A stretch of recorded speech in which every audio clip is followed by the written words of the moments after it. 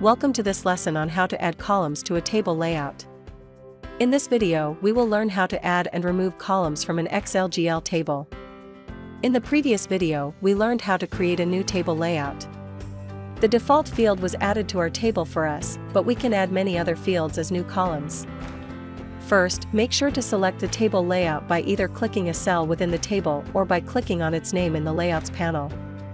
Once selected, a list of available fields will show up of the Layouts panel. The default field will always show up first, followed by a More Fields section. Expand it to see all the fields related to customer invoices. Drag and drop a field from the Layouts panel to the spreadsheet to add it to the table. You can also overwrite an existing column by dragging a new field over it. Some fields, such as the customer field here, can be expanded to access more fields related to it. You can easily navigate your data in this fashion and add the fields you need to your table.